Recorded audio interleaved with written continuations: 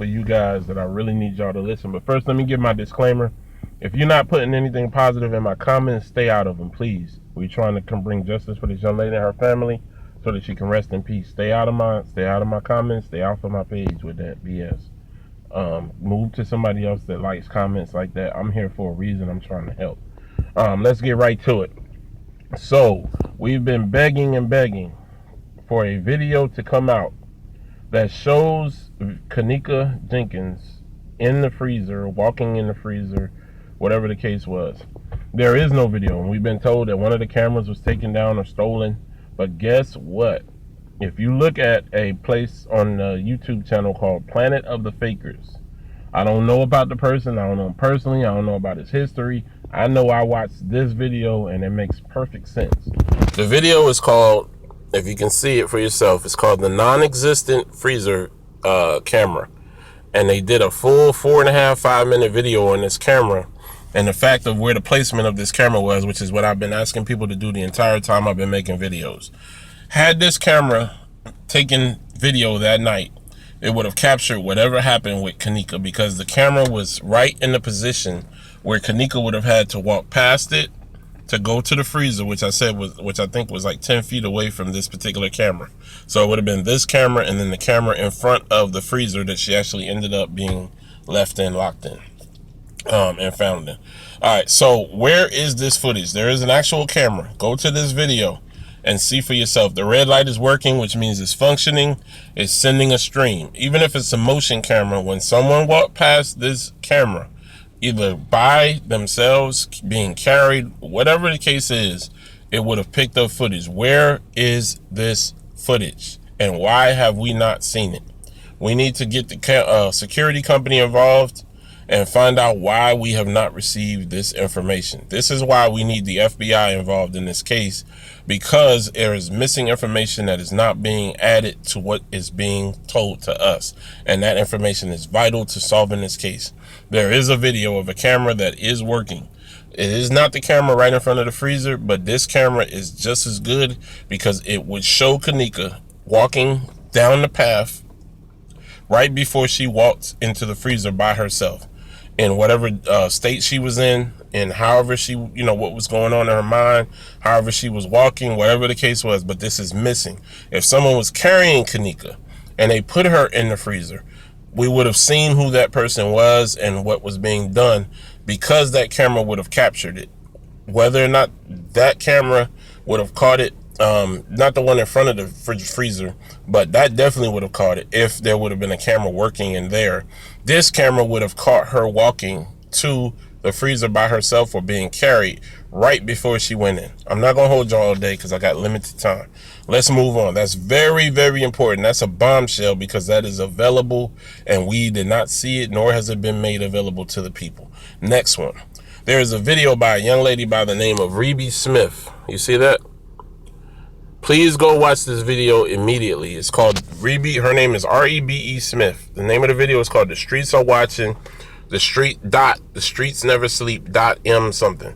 Go watch it. Rebe Smith is her name. She's she got 1,000 subscribers, so she's online. Go watch this video. This video is very, very poignant. I think this person explains specifically what happens to Kenneka the night she died. She was in a bad situation from the time she got there. It shows her being, see, a lot of people don't know that they talk about this particular gang that Kenneka was in, and then they show video of it, of her throwing up the signs of what area she lived in. I'm not against a person because they were in a gang. You don't know what caused her to be in that gang. You don't know if she was forced. I'm not dealing with all that. We're dealing with the fact that somebody is dead. Could have been one of our sisters, brothers, cousins, uncles, nieces, nephews, or mama, or me, but for whatever case. And it still could be, depending upon the situation, because we don't know yet. So, with that being said, this video breaks down how Kenneka was put into a situation that she could not get herself out of. She was in a room full of enemies of the street particular gang that she was a part of. Her particular set of where she lived at, there were not many people there other than her and maybe 1 or 2 people.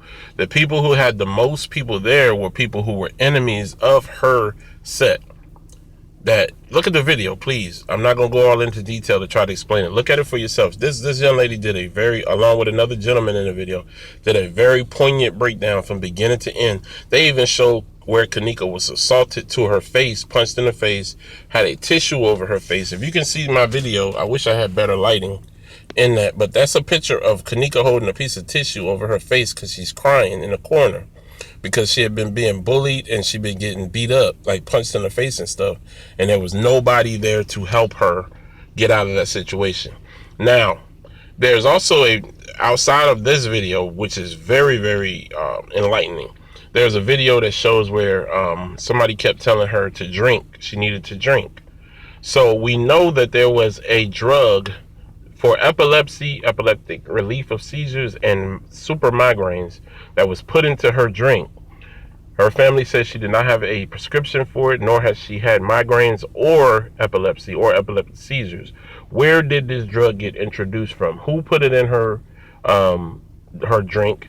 And why have we not heard any stories about who had been checked for that information? Somebody had to have a prescription that was in that particular party. That's what we need to be looking at. We don't need to be arguing about Illuminati. We don't need to be arguing about sacrifices and all kind of crazy stuff that I keep seeing. We need to argue about the facts of what actually happened that we could see happening in that room, and why a young lady ended up being dead on the floor, freezing to death, that they're telling us. But obviously it looks like she was assaulted, she was sexually assaulted, that she was beat up, and that she was carried into a room and dropped there and left in there to die, either to die or just to be stored there until somebody could find her later on. Something is wrong, people. That's two things I gave you so far. So you got a drug and you got two videos. You got a video camera. You have the this particular video showing where she was bullied, where somebody, you know, assaulted her that night in the hotel room. You have the drug involved. You have a history of sex trafficking that's been going on in this particular hotel and in other hotels right near O'Hare Airport for years. So all of these things need to be getting investigated. And finally, we need to get the FBI involved, because this is not a normal situation. Rosewood has given up.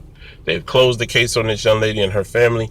And by us seeing this video of her being in that freezer, we know damn well, by looking at that young lady, that she was not posed, or that she was not in a position that she was about to freeze to death. She did not have on her clothes all the way. She had been redressed.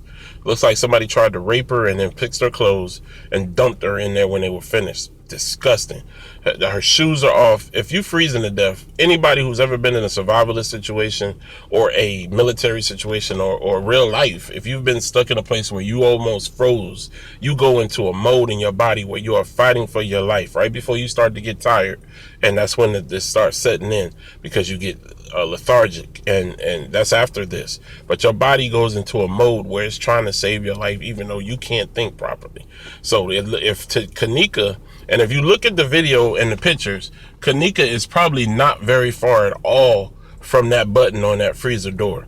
So had she been alive, it wouldn't have been nothing for her to hit that button. Look at the adjacency of the pictures. When you look at all of them and then put them in context, and then look at how far she was from that door. She could have hit that button if she was alive.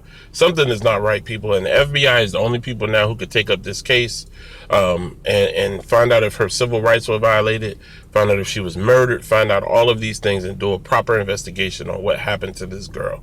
There's somebody who knows the information. There's more than somebody. There's several people. This girl looks like she was strategically sexually assaulted, beat down against her will, and then left, either die or just left in that freezer after the fact. No joke. All right, so last but not least, and I'm going, check this out. So we've covered all the areas that need to be discussed. This is a bombshell, y'all, because we have information. Last but not least, I need y'all to go watch the video called Kenneka Left Us Clues.